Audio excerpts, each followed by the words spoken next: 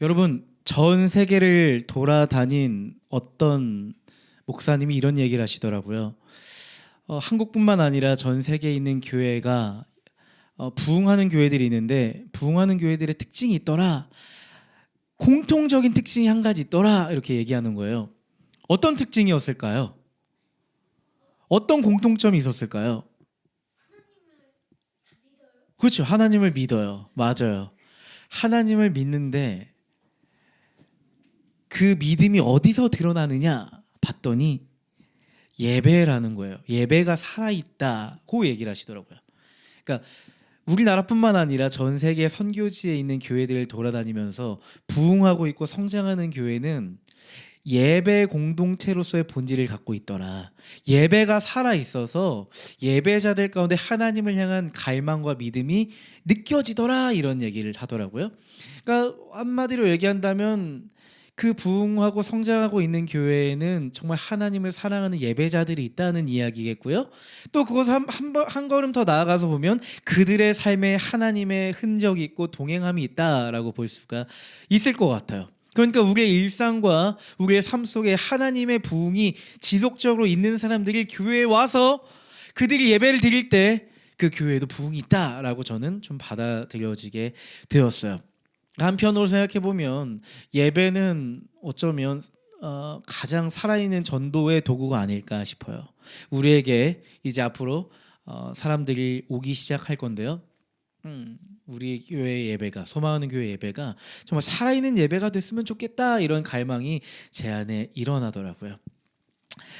오늘 예배를 통해서 정말 하나님이 주시는 메시지를 우리의 마음에 품고 우리의 일상에서 또한 우리에게 맡긴 이 교회에서 정말 하나님을 사랑하는 예배자로, 하나님을 소망하는 예배자로 우리가 세워져 갔으면 좋겠습니다. 얼마 전에요, 우리 아름이를 이제 하원시키러 이렇게 가는데 횡단보도 앞에서 이렇게 신호를 기다리고 있었어요.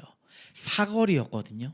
근데 이렇게 건물에 3층에 구로 복싱 클럽이 있는 거예요. 근데 그 창문 너머로 누군가 샌드백을 굉장히 열심히 치고 있었어요. 그게 갑자기 눈에 확 들어오는 거예요. 근데 제 눈을 의심했어요. 왠지 아세요? 샌드백은 원래 뭘로 쳐야 되죠? 주먹으로 쳐야 되잖아요. 근데 그 사람은요, 주먹으로 샌드백을 치지 않고 머리로 샌드백을 치고 있었습니다. 거짓말 아닙니다. 저도 제 눈을 의심했다니까요. 저 사람이 왜 저러지? 왜 샌드백을 머리로 치고 있지? 여러분 상상이 안 되시죠? 제가 가만히 보는데 눈을 뗄 수가 없었어요.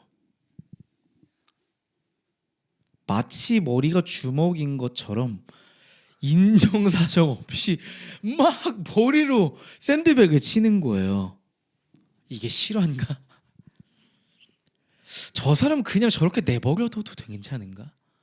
저기 관장님은 뭐 하는 거지? 말려야 되는 거 아닌가?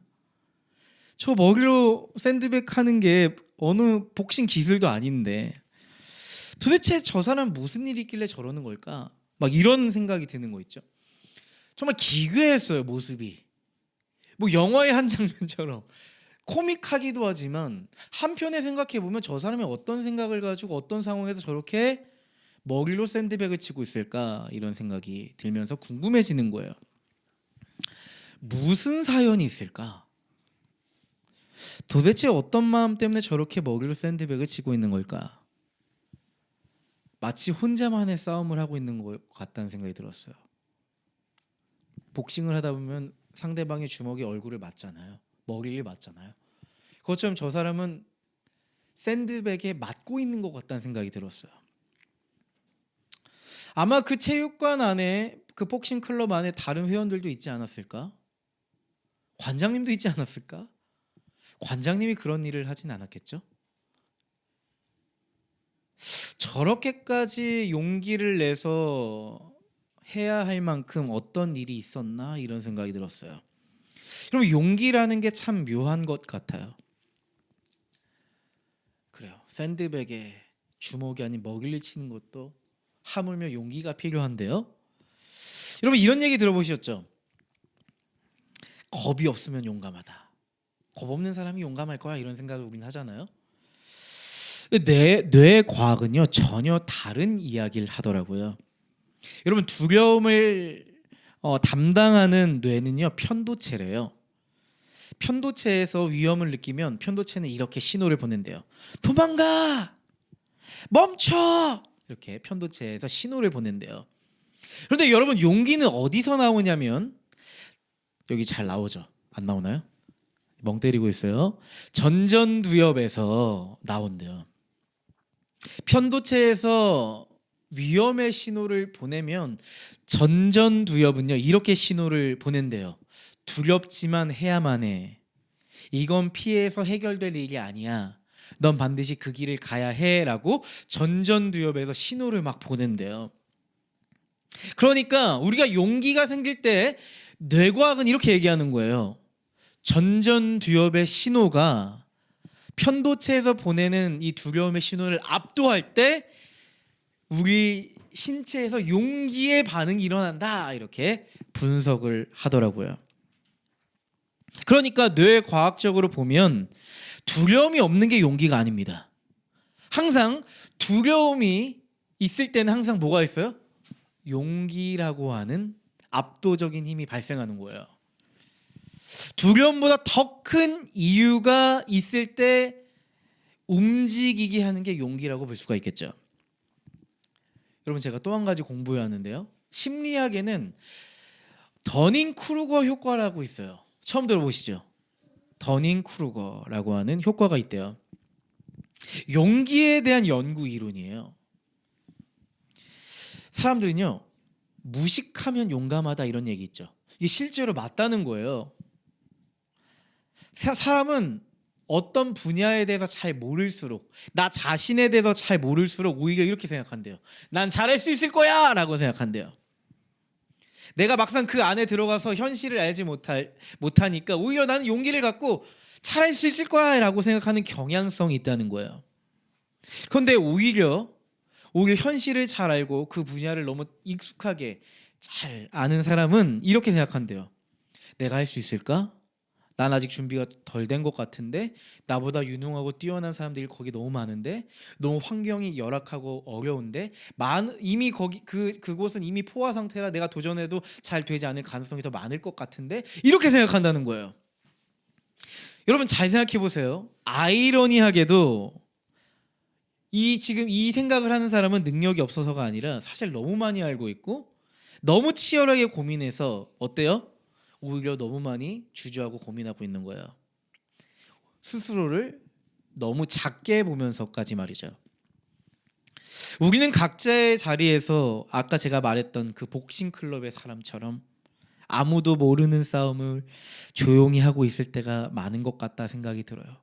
내가 나를 봤을 때는 아무런 문제가 없어 보이지만 타인이 봤을 때는 쟤는 어떻게 저런 용기를 내서 저런 도전을 하고 있을까라고 생각이 들 때가 있는 거죠. 마치 샌드백에 먹이로 치듯 무모한 도전과 무모한 용기를 내는 것 같이 우리 자신이 보일 때가 있고 내가 나를 봐도 그렇게 무모한 도전과 무모한 용기를 내는 것 같아 보일 때가 있단 말이에요. 맞아요. 소심한 사람도 안정감을 추구하는 사람도 위험을 피하는 데 익숙한 사람도 언젠간 용기를 내야 할 시점이 반드시 찾아오고야 맙니다. 그런데 여러분 그 순간 어떠셨어요? 도저히 내 마음에 용기가 나지 않았던 그때가 있지 않으셨어요? 거대한 용기가 솟아올라야 할 판에 내 마음이 너무 좁고 좁아서 내 좁은 마음을 뚫고 용기가 나오기가 너무 어려울 때가 있었단 말이에요. 지금 내 삶에 용기가 필요한 분이 계실까요? 어떻게 용기를 내어 하나님이 맡기신 내 삶을 이끌어갈 수 있을까? 어떻게 용기를 내서 우리에게 맡기신 이 교회를 이끌어갈 수 있을까? 오늘 말씀을 통해서 함께 찾아가 보려고 합니다. 오늘은 용기가 필요한 이들에게 주시는 하나님의 메시지예요. 바울은 로마 군대의 천부장 루시아에게 끌려갑니다.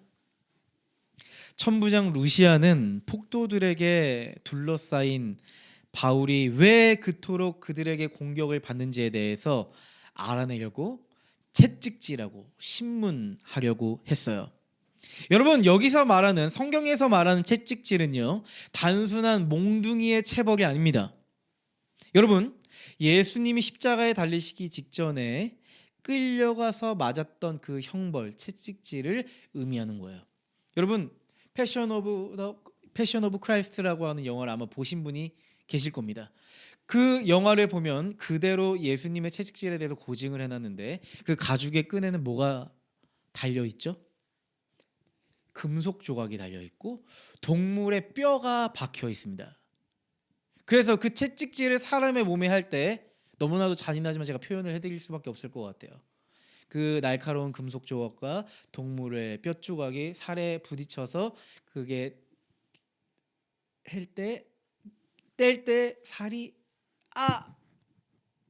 느껴져 나오는 고통이 있었거든요. 너무나도 잔혹한 형벌이었죠. 그래서 이 형벌을 받은 사람은요, 최악의 경우 영원히 불구 상태로 살아가거나 죽는 경우도 있었대요. 혹은 너무 오랜 시간 몸을 회복해야 하는 기간이 필요로 했고, 또한 회복이 너무나 더뎌서 인생을 힘들게 살아가야 하는 순간을 경험해야 했답니다. 여러분, 고린도후서를 보면 바울이 이런 고백을 해요. 나는 40의 한 대를 감한매를 5번이나 맞았다. 39 곱하기 5, 40 곱하기 5, 200대에서 마이너스 5를 하면 195대를 맞았다라고 얘기합니다. 여러분, 이미 바울의 몸에 뭐가 있어요? 예수를 믿어서 당했던 고난의 흔적, 고통의 흔적이 고스란히 남아 있었어요. 그런 고통의 기억과 트라우마도 바울은 지니고 있었어요. 그런데 지금 또 바울은 고통의 자리에 섰습니다. 또다시 감당할 수 없는 채찍질을 당해야 하는 순간에 서 있어요. 그런데 갑자기 바울이 커밍아웃을 합니다. 커밍아웃. 저는 제가 이렇게 이름을 붙여봤어요. 로밍아웃이라고 이렇게 이름을 붙여봤습니다. 여러분, 로밍아웃이 뭘까요? 왜 로가 붙을까요? 바울이 자신의 출생의 비밀에 대해서 갑자기 뚝 꺼내는 거예요. 사도행전 22장 28절 말씀 다 같이 읽어보겠습니다. 시작. 천부장은 나는 돈을 많이 들여서 이 시민권을 얻었소 하고 말하였다. 바울은 나는 나면서부터입니다 하고 말하였다. 나는 로마 시민입니다. 나는 태어날 때부터 로마 시민이었습니다 라고 얘기해요. 그 말 한마디, 이 로마 시민이라고 하는 커밍아웃 한마디가 모든 상황을 뒤집어 버립니다. 그 커밍아웃을 듣고 천부장 루시아는 굉장히 당황해요. 사실 천부장 루시아는 로마 시민권을 많은 돈을 주고 사서 획득했거든요. 근데 바울은 태어나서부터 로마 시민이었다. 모태 로마 시민이었던 거예요. 가장 큰 문제는 무엇이었냐면은, 사실 법적으로 로마 시민은 정식 재판 없이 처벌받을 수 없었습니다. 그런데 지금 천부장 루시아는 바울을 재판하지 않고 바로 채찍질이라고 하는 형벌을 가하고 있는 거예요. 자칫하면 천부장 루시아가 처벌받을 수 있는 상황에 직면해 버린 겁니다. 사도행전 22장 29절 보면 이렇게 써 있어요. 바울을 신문하려고 하던 사람들이 곧 물러갔다. 천부장도 바울이 로마 시민이라는 사실을 알고는 그를 결박해 놓은 일로 두려워하였다. 내가 잘못했네. 어떡하지? 내가 바울을 체포하고 채찍질하려고 했던 일로 내가 큰 일을 당할 수 있겠는걸? 이렇게 두려워했던 거예요. 여러분, 바울의 시민권 이야기는 단지 위기에서 벗어난 바울의 무용담이 아닙니다. 하나님은 바울이 지나온 시간, 그가 태어난 배경, 그가 받았던 교육, 그의 시민권까지, 그의 인생의 모든 조각 하나도 버리지 않고 사용하셨다는 것을 우리에게 알려주고 있어요. 맞아요. 하나님은 우리 인생에 지나온 모든 흔적을 사용하는 분이십니다. 이 모든 것이 결코 우연이라고 말할 수 없습니다.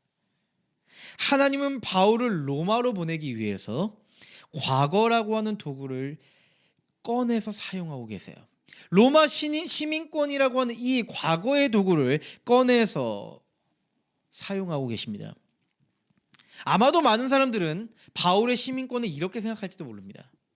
바울의 시민권은 그냥 그의 삶을 행복하게 하기 위한 특권이라고 생각할 수 있는데, 아니요. 하나님이 오래전부터 섬세하게 준비해 놓으신 길이었어요. 아마 여러분에게도 우리에게도 바울처럼 강점과 자원이 있을 겁니다. 지금 제 이야기를 듣고 어쩌면 어떤 분들은 이렇게 생각하실지 모르겠어요. 저는요, 바울처럼 특별한 강점과 자원이 없어요. 제 지나온 과거를 떠올리면 아프고 힘들었던 기억, 어려웠던 기억밖에 없는 걸요. 제 안에 강점과 자원이 없는 것 같아 보이는데요. 네, 그럴 수 있습니다. 많은 사람들이 바울처럼 로마 시민권 같은 특권을 가지고 있지 않을 가능성이 더 높을 테니까요. 그런데 여러분 생각을 한번 해보시죠. 우리가 가진 강점과 자원은 무엇인가요? 꼭 화려하거나 특별해야만 강점과 자원이 아닙니다. 오히려 우리의 인생의 결핍을 통해서 만들어진 강점이 있으실 거예요. 버티면서 생긴 인내가 여러분들에게 있을 겁니다. 고난의 순간마다 얻어진 통찰들이 여러분의 삶에 있을 겁니다. 조용히 삶에 쌓아왔던 작지만 아름다운 습관들이 여러분에게 있을 겁니다. 그것들이 여러분 안에 자산이 되고, 그것들로 인해서 하나님이 여러분의 인생을 살게 하셨던, 지금의 나로 만들어 가셨던 그런 강점과 자원들이 분명히 여러분들에게 있을 겁니다. 한번 이 시간 한번 생각해 보시죠. 여러분의 인생에 담겨온 강점과 자원은 무엇인가요? 한번 써보실래요? 나의 강점과 자원은 무엇일까? 한번 적어보세요. 제가 한 30초 정도 드리고 싶어요. 하나님께서 내 삶에 만드신 강점과 자원은 무엇일까? 로마 시민권과 같은 강점과 자원도 있을 것이고요. 지나온 세월의 아팠던 흔적 속에서 생긴 강점과 자원도 있을 거예요.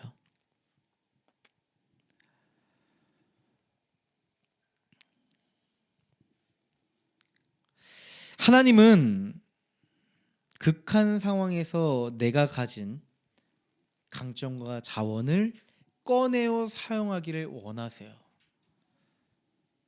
많은 분들은 기적을 이렇게 생각합니다. 하늘에서 내가 없던 것이 갑자기 뚝 떨어진다고 생각해요. 그런데 기적이 뚝 떨어지는 경우는 굉장히 드뭅니다. 하나님은 오히려 이미 우리의 삶에 새겨두신 자원들을, 강점들을 위기의 순간 꺼내게 하세요. 하지만 문제는 뭘까요? 여러분, 내가 감당하기 어려운 현실에 놓이면 여러분의 인생은 어떠셨어요? 너무나도 두렵고 불안하지 않으셨어요? 순간 아무 생각도 나지 않고 멍해지는 경험을 하지 않으셨어요?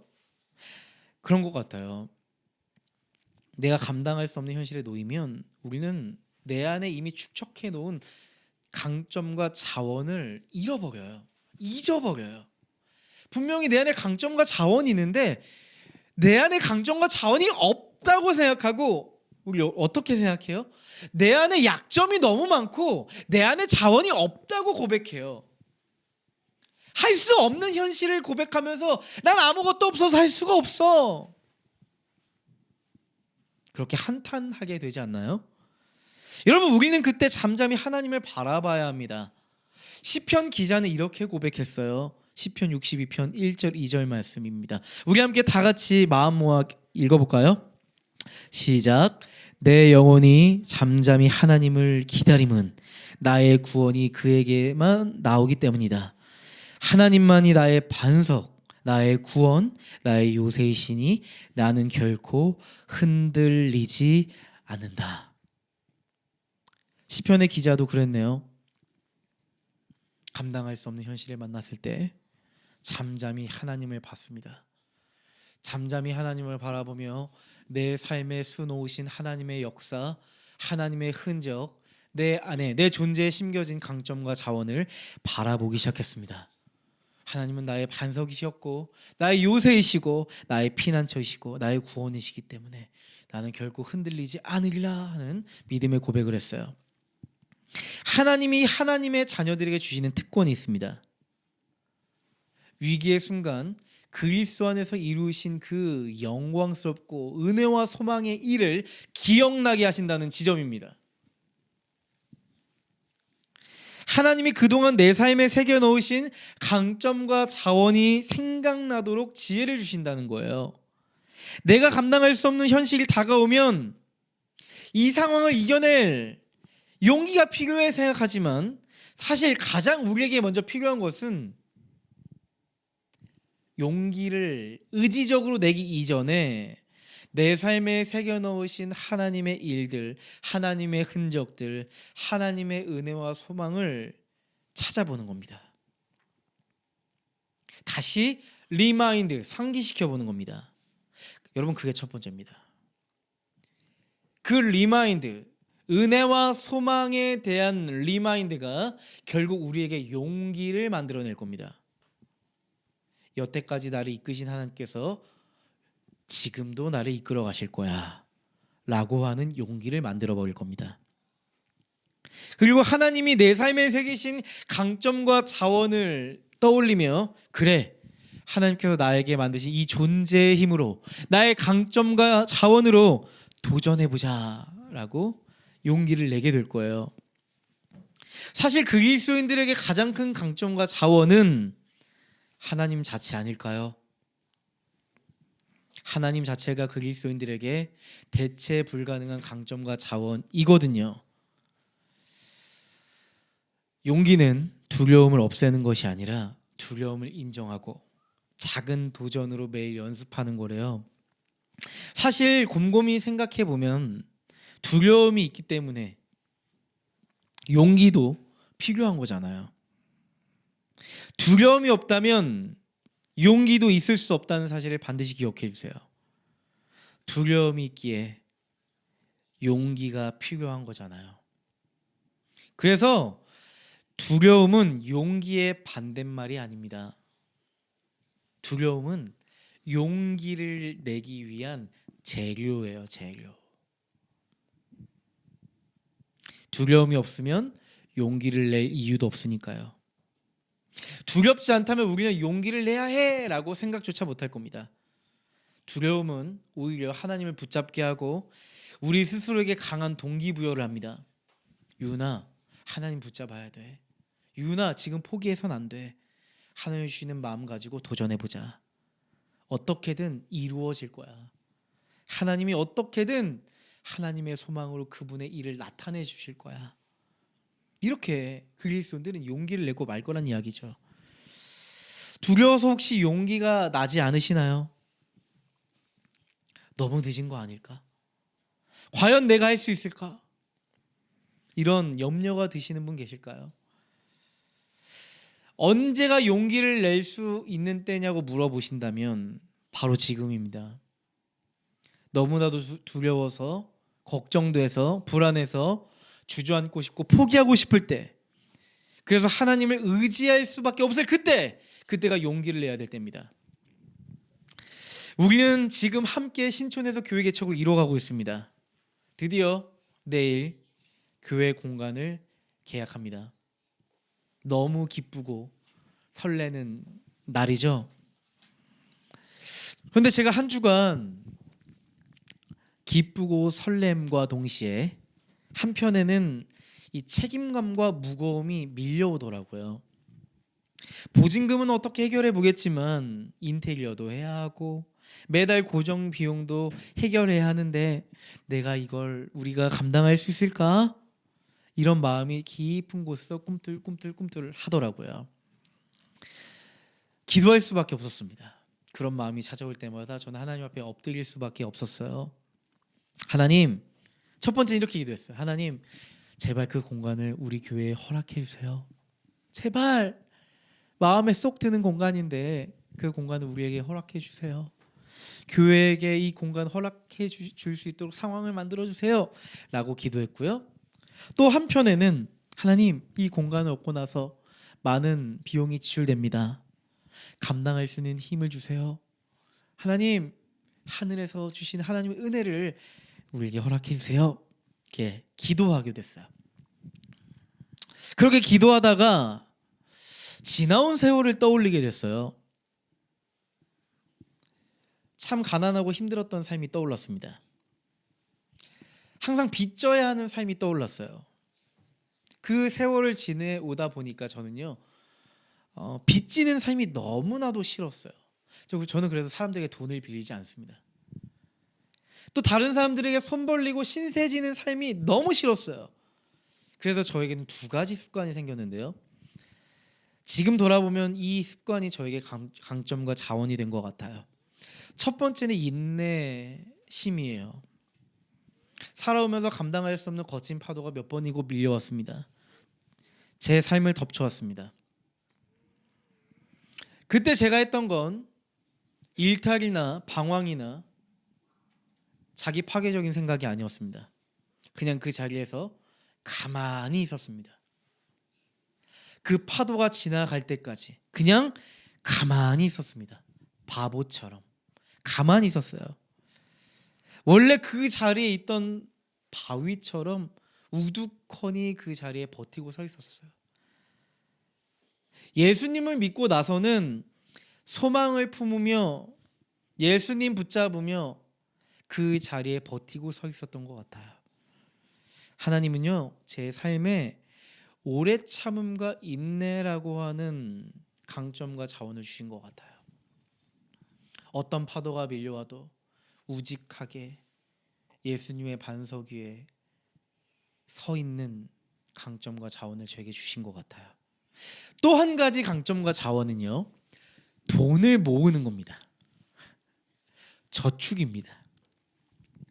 어렸을 때요, 생각해보면 항상 돈이 없었어요. 추석, 설날에 또한 오랜만에 만난 친척분들이 누군가 용돈을 주면 차곡차곡 모았어요. 누군가는 돈 받으면 어떤 생각하세요? 나 이거 사야지? 나 이거 사고 싶었는데 이거 사야지? 이렇게 생각하시는 분들도 있잖아요. 월급 받으면 나 이거 사야지? 이런 생각부터 하시는 분이 있는데 저는요, 돈을 받거나 돈이 들어오면 이런 생각부터 합니다. 돈을 모아야 한다 라는 생각부터 해요. 예전에 이런 일이 있었던 게 떠올라요. 제가 열심히 돈을 모으는데 가끔 엄마가 너무 삶이 힘들고 쪼들리고 돈이 필요할 때면 아들, 돈 모아둔 거 있니? 돈 좀 줘봐. 엄마 좀 빌려줘봐. 이렇게 얘기하시는 거예요. 그러면 저는 다 털어서 어머니를 드렸어요. 당연히 가족을 위해서, 엄마를 위해서 이 돈을 털어놓는 것이 당연하다고 생각했지만 한편에는 어땠을까요? 내가 열심히 써보지도 못한 내 돈 다 털리고 나서 뭔가 허망한 마음이 어린 마음에 들기도 했던 것 같아요. 그래서 제가 꾀를 쓰기 시작했습니다. 이렇게 살다간 내가 20살이 되도록 돈 한 푼 못 모으겠다 이렇게 생각했습니다. 조금 영악한 생각을 하기 시작했던 거죠. 또 엄마가 어느 땐가 또 찾아와서 저에게 이야기했어요. 유나, 돈 좀 줘봐. 지금 돈이 필요해. 그래서 어머니에게 돈을 드렸죠. 반을 쪼개서 저는 돈을 숨겨놓고 공개된 돈만 어머니에게 드렸어요. 사실 푼돈이거든요. 그렇게 큰 돈은 아닌데 그 푼돈을 조금씩 모으기 시작했습니다. 차곡차곡 모았습니다. 제가 대학 졸업하고 학자금도 있고 하니까 뭐 돈을 모을 수 있겠어요? 또 학자금에도 쓰고 했죠. 또 신대원에 들어가서 교육 전도사로 사역하는데 사례비가 70만 원이었거든요. 근데 그것도 11조 먼저 떼고 용돈 20만 원에 다 저축 이렇게 했어요. 사실 여러분 목회자 특성상 돈을 모으기가 어렵고 사례가 70만 원이면 돈을 모으기가 어렵습니다. 그리고 제 안에 한 가지 소신이 있었는데 이제 대학원을 진학하고 나서는 부모님께 손 벌리지 말고 독립적으로 살자 이렇게 생각했어요. 여러분 어렸을 때부터 틈틈이 돈을 모으다 보니까 얼마를 모았게요? 27살까지 얼마를 모았게요? 2,500만 원을 모았습니다. 거기서 1,500만 원은 결혼 자금으로 쓰기로 했습니다. 사실 나머지 1,000만 원은 제가 기타를 산 비용이었어요. 현금은 아니었고요. 사실 지금 이렇게 이야기를 하지만 그게 사람들에게 내세울 만한 뭔가 대단한 건 아니라고 생각해요. 근데 여러분에게 이 고백을 드리는 건 내 인생에 너무 깊은 결핍 속에서 만들어진 찌질하고 뭔가 그럴듯하지 않지만 그래도 인생의 결핍 속에서 정금같이 만들어진 제 강점과 자원이 아닌가 싶어요. 잠언 17장 3절에 이런 말씀이 있더라고요. 도가니는 은을, 화덕은 금을 단련하지만 주님께서는 사람의 마음을 단련하신다. 이런 말씀이 있더라고요. 제 어린 시절 가난하고 어려웠던 그 시절 속에서 그냥 허망하게 지내온 세월은 아니었구나. 하나님께서 내 삶에 오래 참음과 인내 또한 돈을 허비하지 않고 잘 모을 수 있는 그런 마음을 제안해 주셨구나 이런 생각을 했어요. 여러분 지난 22개월 동안 교회를 개척하고 우리가 하나님께 드렸던 그 헌금들을 아끼고 아껴서 2천만 원을 모았잖아요. 사실 2천만 원 이상이에요. 왜냐하면 스피커도 샀고 카메라도 샀고 여러분 여러 부수 기재가 있기 때문에 다 합치면 아마 2,500만 원 이상의 아마 우리 교회에 자산이 생긴 것 같아요. 이게 우리 교회의 하나의 자원이 됐어요. 여러분 제가 월 말마다 이렇게 재정 보고를 할 때 이런 얘기를 드렸던 적이 있어요. 나중에 혹시 이게 보증금으로 사용될 수 있으니 열심히 우리의 정책은 아끼고 아껴서 모으는 겁니다라고 했던 이야기를 하셨을 거예요. 근데 저는요 단언컨대 한 번도 12월에 우리가 임대를 할 거기 때문에 보증금을 모으겠다 생각해 보진 못했습니다. 네, 조금 더 있다가 차후에 언젠가는 우리가 조금 더 준비가 되면 그때 임대를 하리라 이런 생각을 했던 거죠. 그냥 막연했어요. 나중에 하나님께서 이걸 보증금으로 사용하시겠지. 우리를 공식적으로 도와준 어떤 교회가 있는 것도 아니고 후원 단체가 있는 것도 아니기 때문에 우리는 우리 안에 있는 어떤 헌금들을 차곡차곡 잘 모으는 게 좀 필요하다고 생각했어요. 근데 너무 신기하죠. 하나님은 진짜로 그걸 보증금으로 만들어 버리시네요. 반드시 언젠간 사용할 때가 올 거야 하고 우직하게 모았는데 말이죠. 지나온 우리 교회 개척의 순간들 또한 우리 통장에 있는 그 여러분들의 헌금, 우리들의 헌금을 보면서 이런 생각이 들더라고요. 하나님의 마음이 저에게 느껴지는 거예요. 유나 한번 가봐. 내가 너를 지금까지 인도했던 걸 너 기억하지 않니? 내가 너에게 심어놓은 묵직한 인내와 작은 돈을 하나하나 모아서 중요한 일을 했던 걸 너 기억하지 않니? 유나 소망하는 교회도 할 수 있을 거야. 이런 마음을 제게 주시더라고요. 여러분 사실 지금 저는 하나님과의 관계가 제일 좋습니다. 절박한 지금의 순간 하나님과의 관계가 가장 좋은 것 같아요. 하나님을 붙잡지 않으면 저 갈 수 없을 것 같거든요. 하나님께 기도하지 않으면 할 수 없겠다는 생각이 들더라고요. 하나님이 나와 함께 해주신다는 것 자체가 이미 나에게 주어진 엄청난 자산이고 강점과 자원이고 그로 인해 내가 용기를 낼 수 있겠다 이런 생각을 하고 있는 요즘을 살고 있습니다. 천부장은 바울을 어떻게 조치해야 할지 심각하게 고민했대요. 제사장들과 공회를 불러 모아서 청문회를 열라고 명령합니다. 어떤 생각이 여기에 담겨 있었냐면 이런 생각이었어요. 바울이 무죄로 밝혀지면 풀어주고, 만약에 그들이 죄가 있다고 정죄해버리면 로마 총독에게 넘기자, 이렇게 생각한 거예요. 이런 시나리오를 가지고 있었어요. 청문회가 열렸고 바울은 입을 뗍니다. 입을 열어 말하기 시작합니다. 사도행전 23장 1절 말씀이에요. 바울이 의회원들을 주목하고 말하였다. 동포 여러분, 나는 이날까지 하나님 앞에서 오로지 바른 양심을 가지고 살아왔습니다. 여기서 바울이 고백하는 살아왔다라고 하는 이 단어는요, 페폴리투마이입니다. 페폴리투마이라고 하는 헬라어인데, 여러분 이 단어는 한 단어의 어원이에요. 폴리틱스, 정치라고 하는 단어의 어원이 바로 페폴리투마이예요. 어떤 의미가 담겨 있냐면요, 시민으로서 의무를 다하다라는 의미가 담겨 있어요. 그러니까 바울은 이렇게 이야기한 겁니다. 나는 하나님 나라의 시민으로서의 의무를 다했습니다. 나는 그저 하나님 나라의 시민으로서의 의무를 다하며 살아왔을 뿐입니다. 그런데 이 말이 대제사장 아나니아의 심기를 건드려요. 성경을 보면요, 얼마나 화가 나는지 아나니아가 이렇게 명령했다고 성경에 써 있어요. 처자의 입을 쳐라, 이렇게 얘기했대요. 입을 때려줘라, 이렇게 했다고 써 있어요. 제 말이 아니에요. 성경에 써 있어요. 근데 바울이 막 입을 때리니까 무척이나 화가 났대요. 3절 말씀 보실래요? 바울이 막 입을 때리니까 이렇게 얘기했대요. 회칠한 벽이여, 하나님께서 당신을 치실 것이요, 당신이 율법대로 나를 재판한다 거기 앉아있으면서 도리어 율법을 거슬러서 나를 치라고 명령하셔. 네, 이렇게 얘기했대요. 사실 바울이 화가 난 이유는 주둥아리를 때려서가 아니었어요. 자신이 정당한 재판도 절차도 없이 나를 지금 정죄하고 있으니까 너무 화가 났던 거예요. 레위기 19장 15절에 이렇게 기록되어 있습니다. 재판할 때에는 공정하지 못한 재판을 해서는 안 된다.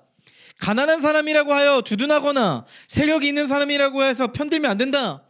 이웃을 재판할 때에는 오로지 공정하게 재판해라. 재판할 때 불의하게 하지 말아라라고 했던 레위기 19장 15절 말씀을 떠올렸던 것 같아요. 하나님의 법을 거슬러서 불의한 일을 벌이면서도 마치 아나니아와 사람들은 어떤 것처럼 행동하고 있어요. 이게 마치 하나님을 위한 일인 양 행동하는 게 너무나 화가 나는 거예요. 근데 바울이 사실은 모르고 막 그 자신에게 명령한 사람에게 막 욕을 했는데 알고 보니까 저 사람이 대제사장 아나니아였던 겁니다. 어떻게 대제사장이라고 하는 사람이 레위기 19장 말씀도 모르고 저렇게 불법한 일을 하지? 저런 결정을 하지? 막 참을 수 없는 분노가 올라오는 겁니다. 바울이 그러다 갑자기 이런 발언을 꺼내요. 6절 말씀이에요. 23장 6절 말씀. 바울이 그들의 한 부분은 사두개파 사람이요 한 부분은 바리새파 사람인 것을 알고서 의회에서 큰 소리로 말하였다.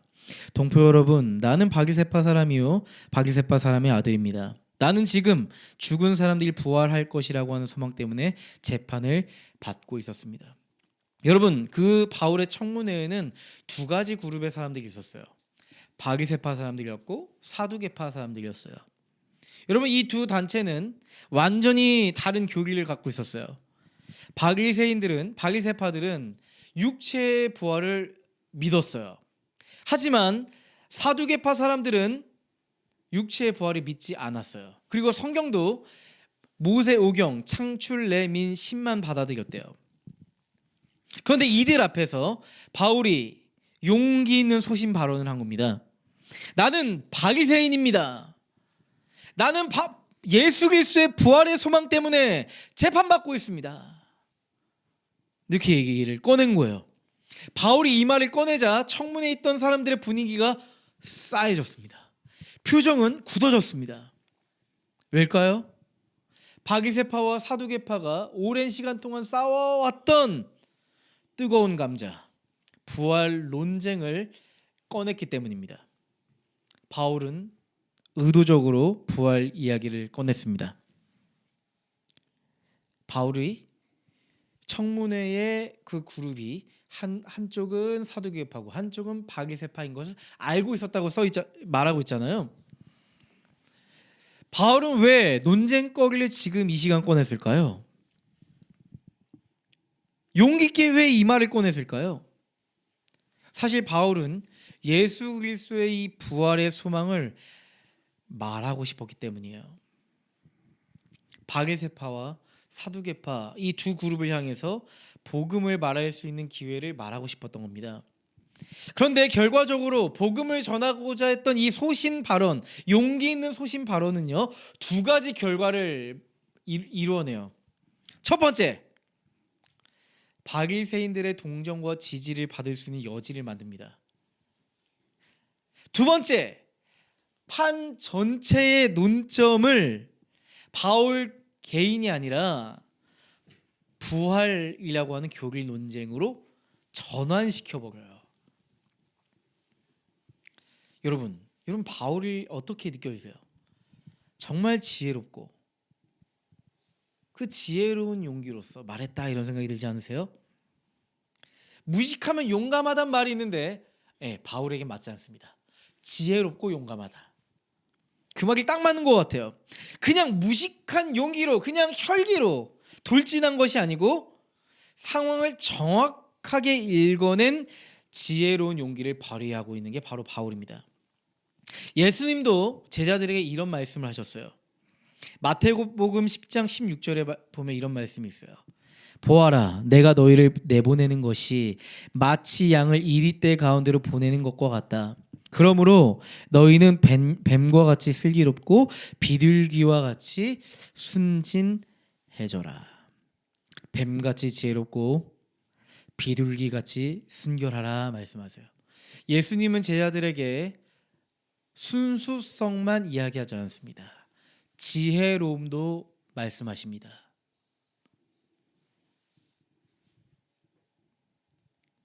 여러분, 용기는 힘에서 나오는 것이 아닙니다. 용기는 지혜롭게 상황을 인식하고 진단하는 것에 있음을 우리는 알 수가 있어요. 하나님은 불 가운데 있는 바울에게 번뜩이는 지혜를 주시네요. 하나님의 관점에서 상황을 보고 현실을 인식할 수 있는 것, 이게 바로 지혜잖아요. 그것이 바로 소망의 용기를 가진 이들의 마음의 태도이거든요.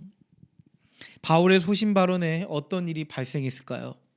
7절 8절 말씀 봅시다. 바울이 이렇게 말하니 바리새파 사람과 사두개파 사람 사이에 다툼이 생겨서 회중이 나뉘었다. 사두개파 사람은 부활도 천사도 영도 없다고 하는데 바리새파 사람은 그것을 다 인정하기 때문이다. 바울이 소신 있는 발언을 했을 때 회중이 나뉘었다고 표현합니다.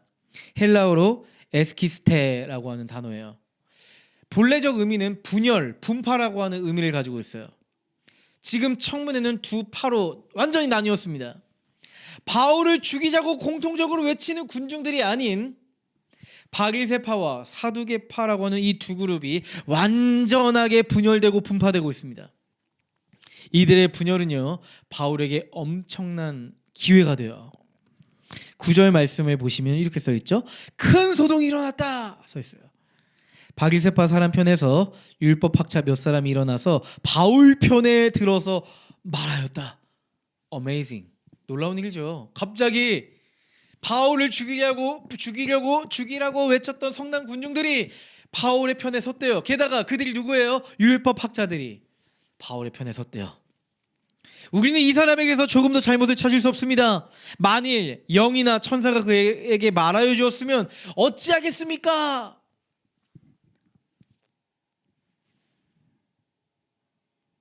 여러분, 복음을 말하고자 했던 바울의 용기가 결코 해결할 수 없을 것만 같았던 지금의 문제를 해결하게 만듭니다. 여러분, 하나님은요 바울의 용기를 사용하십니다. 복음을 향한 물러섬 없는 용기를 사용하세요. 바리새인들이 바울의 편에 서게 만드는 상상할 수 없는 시나리오를 써 가십니다. 하나님은 불 가운데 있을 때 반드시 우리에게 용기를 주세요. 하나님은 우리의 작은 용기를 사용하셔서 우리가 상상할 수 없는 일을 만드십니다. 풀무불에 들어갔던 바울의 세 친구를 기억하실 거예요. 사드락과 메삭과 아벳느고. 그들이 풀무불에 들어가기 직전에 느부갓네살 왕은 말합니다. 너희가 하나님을 인정하지 않고 신상에 절을 한다면 너희들은 풀무불을 피할 수 있다 라고 이야기합니다. 우리 같으면 당장 피하고 다시 하나님 믿고 다시 회개하고 주님께 돌아가면 되지 라고 생각할 텐데, 아니요, 사드락과 메삭과 아벳느고는 이렇게 얘기합니다. 우리는 결코 하나님을 앞에 두고 당신의 신상에 절할 수 없습니다. 그리고 풀무불에 들어가고 말죠. 느부갓네살 왕은 너무나도 화가 나서 그 풀무불을 7배나 뜨겁게 하라고 했고, 그 풀무불로 에스코트했던 관원은 가까이 그 풀무불에 가까이 가 타 죽고 말았답니다. 근데 사드락과 메삭과 아벳느고의 소신 있는 이 용기, 하나님을 향한 용기는요, 여러분 잘 아시잖아요. 그들의 옷 털끝 하나도 태우지 않습니다. 근데 성경에 자세히 보니까 뭐라고 써 있어요? 느부갓네살이 그 풀무불을 보니까 사드락과 메삭과 아벳느고 옆에 누군가 있어요. 전혀 알 수 없는 신적인 존재가 거기 있었더라고 성경은 고백하고 있죠. 팀 켈러 목사님은 그 존재를 성육하신 예수님이다라고 설교하시던데요. 맞아요. 우리의 작은 용기는 하나님이 일하실 여지를 만듭니다. 하나님이 우리에게 함께 하셔서 역사하실 여지를 만드세요. 그래서 우리가 결코 상상할 수 없는 일을 벌이십니다. 여러분, 바울은 어떻게 될까요? 사도행전 23장 10절에 보면 이렇게 써있죠. 싸움이 커지니 천부장은 바울이 그들에게 찢길까 염려하여 군인더러 내려가서 바울을 그들 가운데 빼내어서 병영 안으로 데려가라 명령했다. 이렇게 써있어요. 천부장이 개입했고 부랴부랴 바울을 끄집어냅니다. 바울은 그곳에서 벗어나서 안토니아 요새로 옮겨졌대요. 안전한 요새 안으로 바울을 에스코트해서 넣어줬대요. 로마 시민권자니까 다치면 안 돼요. 안전하게 안토니아 요새로 옮겨놨다는 거예요. 하나님은 그 치열한 현장에서 벗어나 바울을 가장 안전한 곳으로 옮기셨네요. 여러분, 저는요 여기에서 하나님의 용기를 봤어요. 우리는 바울의 용기에 주목했지만 이 상황 전체를 보면서 저는요 하나님의 용기를 봤어요. 불 가운데 뛰어들어서 하나님의 자녀를 구원하시는, 적진을 가로질러 들어가서 하나님의 자녀를 구원하시는 하나님의 용기, 그것을 발견하게 됐습니다. 여러분, 도시에서 살아가는 사람들은요 절대적인 기준을 거부합니다. 불편해합니다. 여러분, 진리의 절대성은요 나를 구속하는 것 같잖아요. 내 선택의 자유를 억압하는 것 같잖아요. 그죠? 그래서 교회 안에서도 술 마시지 마라, 담배 피지 마라, 뭐 하지 마라 이런 얘기를 기억하고서, 성경은 안 읽어도 그런 얘기는 기억하고서 기독교는 너무 답답한 종교야, 내 삶을 구속하고 자유를 억압하는 종교야 라고 많은 사람이 생각한단 말이죠. 그래서 현대인들, 도시에 살아가는 사람들이 이런 생각을 합니다. 그건 너의 생각이고 나는 이렇게 생각해. 옳고 그름은 사람마다 다른 거야. 너도 옳고 나도 옳아. 서로 우리를 강요하지 말자. 뭐 이런 생각을 하는 것 같아요. 우리는 지금 모든 것이 상대적이라고 생각하는 시대에 살고 있습니다. 이런 게 마치 가장 합리적인 것처럼 우리는 생각합니다. 그러다 보니까 그리스도인들이 진리를 말하려고 할 때 위축되고 용기가 사라지고 자꾸만 작아지는 거죠. 왜요? 절대적인 기준을 불편해하는 사람들에게 절대적인 진리를 전하려다 보니까 오해를 받고 싶고 받을 수도 있고 내 존재가 이렇게 보일 것 같은 거죠. 내가 너무 편협한 사람인 것 같고 종교에 미쳐 있는 것 같고 내가 너무 보수적으로 보이면 어떡하지? 이렇게 생각하는 거죠. 여러분 근데 여러분 그거 아세요? 아이러니하게도 사람들은요 정치, 경제, 관계, 돈 이런 문제에서는요 사실 절대적인 기준을 가지려고 합니다. 결국 절대성이 부재한 게 아니라 절대성을 선택적으로 허용하는 삶을 살아가는 것이 도시 안의 사람들이에요. 그러니까 이런 거야. 쉽게 얘기해 볼게요. 이건 무조건 옳아. 나는 이 길이 맞다고 생각해. 돈은 이렇게 써야 돼. 정치는 이게 옳아. 애국 보수, 어떤 진보 이렇게 생각한다는 거죠. 소신과 확신이 자기 영역으로 들어오잖아요. 근데 갑자기 이 사람들이 도덕적 상대주의자들이 갑자기 어떻게 탈바꿈하냐면 도덕적 절대주의자들이 돼버립니다. 내가 생각하는 정치 철학들, 내가 생각하는 경제관념들 이런 것들이 절대적이라고 갑자기 이야기해요. 그러면서 다른 사람의 신념은 상대적이라고 얘기해요. 내가 이야기하는 건 절대적이라고 이야기하면서 다른 사람이 이야기하는 건 상대적이라고 이야기합니다. 그러니까 사람들은 도덕적 상대주의와 도덕적 절대주의를 왔다 갔다 하면서 살아가는 거죠. 근데 제가 얘기하고 싶은 건 이거예요. 그런 틈바구니 안에 그리스도인들이 있단 말이에요.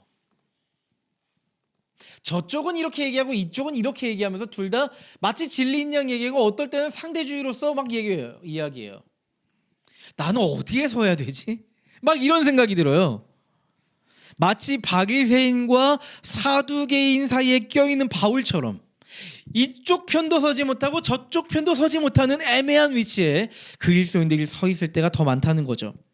이쪽도 아닌 저쪽도 아닌 어정쩡한 자리에 서 있는 것 같다는 느낌을 가질 때가 있어요. 그 어정쩡함이 그리스도인을 더 위축시키고 용기를 잃어버리게 하는 것 같습니다. 그 틈바구니 안에서 내가 복음을 전해도 될까? 나 홀로 일터에서 그리스도인인 티를 내버리면 나만 너무 튀고 극단적인 사람이 되는 건 아닐까? 이런 생각이 들잖아요. 사실 사람의 마음엔 이런 심리가 있대요. 큰 힘이 있는 쪽에 붙어 있고 싶다. 큰 힘이 있는 쪽에 붙어서 나도 좀 안전했으면 좋겠다 이런 생각을 하고 또 강한 논리나 세력 뒤에 숨어 있으면 내가 큰 용기를 낼 필요도 없이 그냥 나도 묻어가면 될 수 있겠다 이런 생각을 하고 그런 심리가 있다는 거예요. 그래서 우리는 본능적으로 강하고 세력이 큰 쪽에 속하고 싶어 한다는 거예요. 사람은. 그래서 많은 사람들은 정치 뒤에 숨고 큰 세력 뒤에 숨어서 자신의 입장을 피력하려고 합니다. 나 혼자 말하면 믿어주지 않지만 내가 말하는 걸 더 많은 사람들이 이야기하면 그걸 표본으로 삼아서 다른 사람들이 믿어줄 거라고 생각하는 거죠. 혼자 서서 용기를 내는 건 너무 어렵지만 큰 세력에 묻어서 내 의견을 주장하는 건 어렵지 않은 일이니까요. 바울을 한번 보실래요? 바울은 누구 뒤에 숨지 않았습니다. 어떤 세력의 힘에 기대지 않았습니다.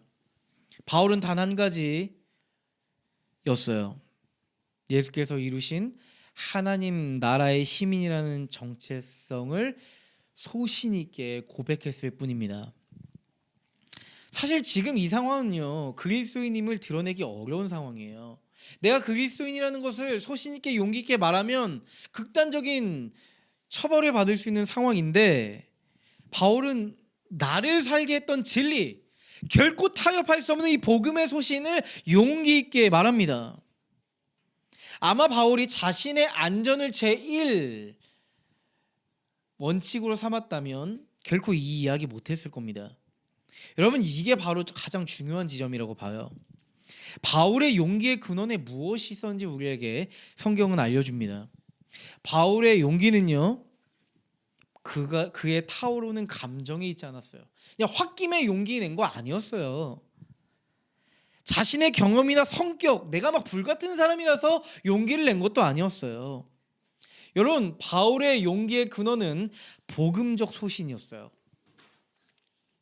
하나님이 내게 주신 절대적인 진리, 그는 평범한 일상에서도 결코 흔들리지 않는 하나님 나라의 기준을 따라 살아왔기 때문에 어느 진영에 기대지 않고 딱 하나의 진영, 하나님 나라의 진영에 속해서 지금 고백할 수 있었던 겁니다. 아마 우리가 용기를 내려고 할 때 이런 생각이 드실 때가 있잖아요. 내 성격상 용기를 내는 게 쉽지가 않아. 나 원래 소심하니까, 원래 나 이런 거 못하니까 좀 다른 사람이 해줬으면 좋겠어. 나 못해. 막 이런 생각이 들 때가 있어요. 아니요. 하나님은 바울의 모습을 통해 우리에게 이렇게 말씀하시는 것만 같아요. 유나, 너의 성격이 용기를 만드는 게 아니야. 너를 붙잡은 그 진리가 너에게 용기를 줄 거야. 너의 성격이 용기를 만드는 것이 아니라 너가 붙잡은 진리가 용기를 만든단다. 여러분, 우리가 인생에서 용기를 잃어버렸다면 사실 여러분, 우리가 잃어버린 건 여러분 용기와 자신감이 아니에요. 어쩌면 하나님을 향한 중심일지 몰라요. 우리 안에 하나님 나라를 살아야겠다는 용기가 도무지 생기지 않는다면 어쩌면 우리가 하나님을 향한 중심을 잃어버려서 그런지 몰라요. 맞아요. 진리가 흔들리잖아요. 용기도 흔들립니다. 하지만 우리가 복음의 소망을 우리 인생의 중심으로 붙잡는다면 다시 용기가 솟아날 겁니다. 독수리가 날개치며 올라감과 같은 용기가 우리 안에 생길 거예요. 이사야는 그걸 알았던 것 같아요. 이사야 40장 31절 말씀 읽어보시죠. 다 같이 읽어보겠습니다. 시작. 오직 주님을 소망으로 삼는 사람은 새 힘을 얻으리니 독수리가 날개를 치며 솟아오르듯 올라갈 것이요 뛰어도 지치지 않으며 걸어도 피곤하지 않을 것이다. 주님을 소망으로 삼으면 독수리가 날개치며 솟아오르듯 용기와 힘을 얻을 것이다. 아멘. 여러분, 지난 수요일에요, 우리가 계약할 그 빌딩을 이제 계약 진행시키기 위해서 갔습니다. 이제 딜을 해야 되잖아요. 금액도 조정해야겠다는 사명이 있었지만 그곳이 교회로서 사용할 수 있는 것도 허락받아야 했어요. 거기에 대해서도 오케이를 받아야 했습니다. 여러분 잘 아시잖아요. 한 달 동안 많은 부동산을 돌아다니면서 마음에 드는 것도 있었지만 교회라고 하니까 안색이 변하면서 교회는 어려울 것 같은데요. 윗집에 허락을 받아야 될 것 같은데요. 막 하면서 너무 싫어하는 거 있죠. 제가 지난주에 그 30평 그 공간에 대해서 연락을 받았잖아요. 여러분 다 아시지만 윗집에 세입자가 교회 들어오면 민원 계속 늘 거라고, 교회 절대 안 된다고 했다는 거예요. 그래서 너무 극성이네요. 교회는 안 될 것 같아요. 이렇게 연락을 받았어요. 참 거기서는 거절감, 우리가 이렇게 갈 곳이 없는 건가? 만약에 우리가 마음이 들어도 교회는 안 된다고 하면 우리는 그럼 갈 수 없는 건가? 아무리 돈이 있어도 교회가 안 된다고 하면, 교회는 안 된다고 하면 우리 못 가는 건가? 너무 막막하고 좀 두려운 마음이 제 안에 사실 있었습니다. 제가 한 번은 너무 좀 마음이 그래서 부동산 중개인한테 물어봤어요. 도대체 왜 교회를 왜 이렇게 싫어하는 거예요? 했더니 건물주들이 교회가 들어오면 건물의 가치가, 빌딩의 가치가 하락한다고 생각해요. 특히 새 건물에는 임대를 안 주려고 해요. 주변 세입자들도 싫어하고 민원 들어오고, 그러니까 교회라서 싫은 거예요. 근데 우리가 지금 빌딩 계약하려고 하는 데가 리모델링을 깨끗이 해서 새 건물이잖아요. 막 불안감이 생기는 거 있죠. 우리가 안 주려고 할 수도 있겠다, 막 이렇게 생각했어요. 막 반항심도 제 안에 생기더라고요. 교회가 뭘 그렇게 잘못했다고. 교회가 들어오면 지역이 살아나고 도시가 살아날 텐데, 하나님이 일하실 텐데, 막 이런 저항감도 생겼어요. 제가 기도했어요. 하나님, 교회 공간으로서 허락받게 해주세요. 근데 제가 주변 이제 개척교회 하시는 분들하고 물어봤거든요. 막 여러분들이 또 굉장히 너무 신기한 게 또 제 주변에 교회를 임대를 알아보시는 분들이 많아졌어요. 너무 신기한 것 같아요. 제가 아마도 우리 교회가 그걸 준비하고 있다 보니까 더 그게 잘 들려서 그런 것도 있겠죠. 한 분이 이렇게 말씀하시는 거예요. 저희 교회는요, 교회 공간이라고 얘기 안 하고 들어가려고요. 엔터테인이나 임대업으로 해서 들어가려고요. 그렇게 들어가서 교회 대관 줬다라고 해버리면 되는 거 아니에요? 그런 방법이 있네? 라고 생각도 했어요. 방법인데? 또 우리는 또 심리상담센터를 할 거니까 심리상담센터로 들어가서 교회 대관을 해줬다라고 하면 문제가 없겠다 생각을 했어요. 또 이렇게 한 줄 넣으면 되잖아요. 특약 조항에 대관도 할 수 있다 뭐 이렇게 넣으면 되겠다 이렇게 생각을 했거든요. 근데 기도를 하는데 막 내키지 않는 거예요. 불편하더라고요. 또 한 가지는요, 교회 간판을 달고 싶었습니다. 교회 간판을 달려면 결국에는 다이다이를 해야 되잖아요.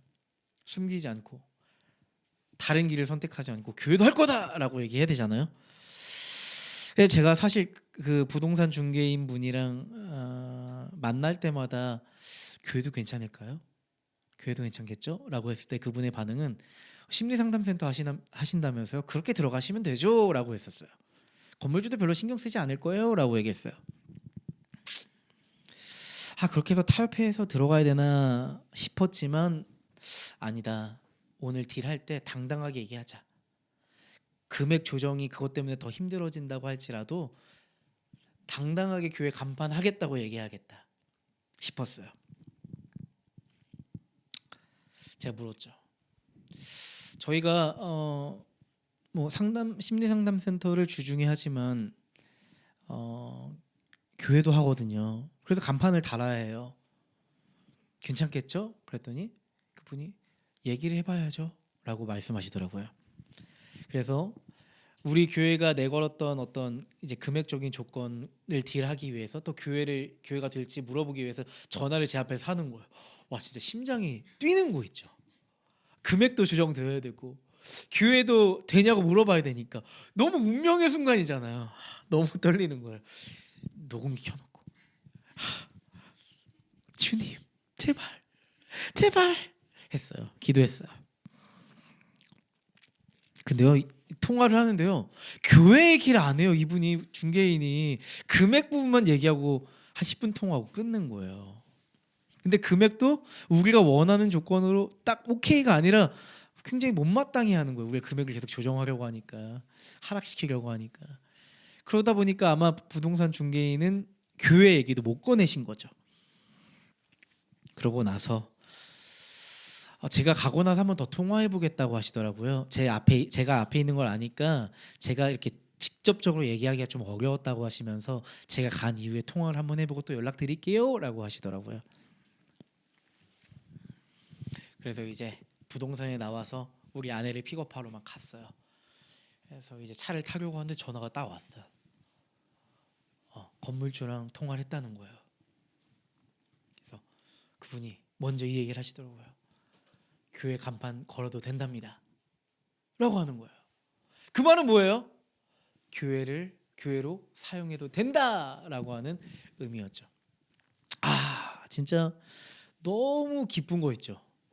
물론 금액도 조정을 좀 해주셨지만 그것보다 우리가 당당하게 교회라는 간판을 달고 교회로서 존재할 수 있겠구나 라는 마음에 그 기쁨은 이루 말할 수 없었던 것 같아요. 아마 우리가 한 달 동안 공간을 찾지 못해서 조금 타협하고 교회라는 것을 드러내지 말고 그냥 들어가 보자라고 했다면, 모르겠어요. 여러분 어떠실지 모르겠지만 저는 제 마음 한켠에 항상 불편함이 있었을 것 같아요.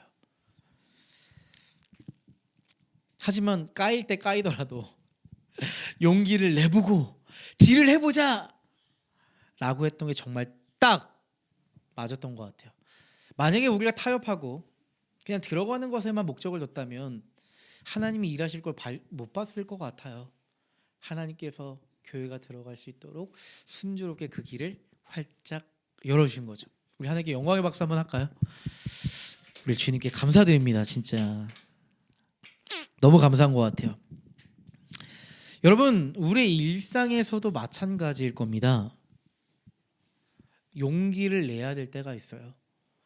복음적인 소신을 드러내서 진짜 한번 도전하고 용기를 내고 맞짱을 까야 될 때가 있어요.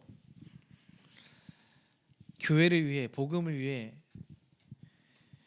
하나님을 위해 용기를 사용해야 될 시점이 있어요. 하나님은 그 용기를 통해서 일하신다는 걸 제가 경험한 거예요. 우리가 경험한 거예요. 하나님은 복음을 향한 용기를 가진 이들과 함께 일하고 싶어 하십니다. 한바탕 큰 소동이 지나고 바울은 조용한 감옥에 홀로 있습니다. 여러분, 그런 상황 겪으신 적 있죠?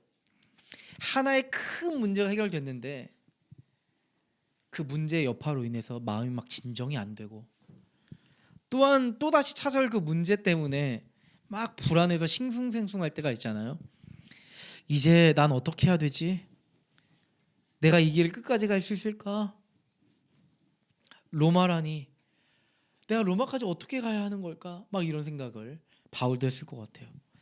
하나님은 그때 호련히 바울을 찾아오셨답니다. 11절 말씀 다 같이 읽어보도록 할게요. 좀 감동적인 말씀이거든요. 한번 읽어볼게요. 그날 밤에 주님께서 바울 곁에 서서 말씀하셨다. 용기를 내어라. 네가 예루살렘에서 나의 일을 증언한 것과 같이 로마에서도 증언하여야 한다. 그날 밤 어둑어둑해지고 조용한 그때 하나님이 바울에게 찾아오셨다. 바울 곁에, 바로 그의 삶 안에, 가장 두려워하고 있는 그의 삶의 중심에 주님이 찾아오셨답니다. 바울아, 용기를 내. 너가 예루살렘에서 나를 증언했던 것 같이 로마에서도 나를 증언하게 될 거야. 저는 이 장면이 너무 생생하게 느껴지는 것만 같았습니다. 꼭 우리 공동체에게 말씀하시는 것만 같았습니다. 하나님은 바울에게 두려워하지 말라 라고만 말씀하시지 않았어요. 오히려 조금 더 적극적인 커멘트를 하세요. 용기를 내어라. 더 적극적으로 용기를 내어라. 독려하시면서 응원하고 지지하시고 함께 하시겠다고 말씀하시잖아요. 너는 로마로 가야 해 라고 말씀하시잖아요. 바울이 가진 두려움을 걷어내는 동시에 앞으로 걸어가야 할 미래까지 밝혀주십니다. 바울은 분명 깨달았을 겁니다. 내가 지금 혼자라고 생각했는데 아니었구나. 예루살렘에서도 주님이 나와 함께 하셨고 로마에서까지 주님께서 함께 하시겠구나 생각했을 겁니다. 지금 로마로 향해 가는 그 발걸음에 하나님은 바울에게 뭘 심어주고 계세요? 하나님의 용기를 심어주고 계십니다. 로마로 가는 그 발걸음에 하늘의 용기를 심어주고 계십니다. 맞습니다. 기독교에서 말하는 용기는 내 안에서 짜내는 용기가 아닙니다. 내 안에 계신 그리스도 예수를 바라볼 때 우리 안에 용기가 생깁니다. 히브리서 12장 1절과 2절에 이런 말씀이 있어요. 우리 앞에 놓인 다름질을 참으면서 달려갑시다. 우리 앞에 놓인 다름질을 참으면서 달려갑시다. 믿음의 창시자요 완성자이신 예수를 바라봅시다 라고 합니다. 용기를 내어라. 내가 너를 여기까지 이끌었잖니. 앞으로도 내가 너희를 이끌어 갈 거야. 나만 따라오렴. 저는 오늘 말씀을 통해서 하나님의 이 선명한 메시지를 통찰하게 되었습니다. 용기는 환경에서 오지 않습니다.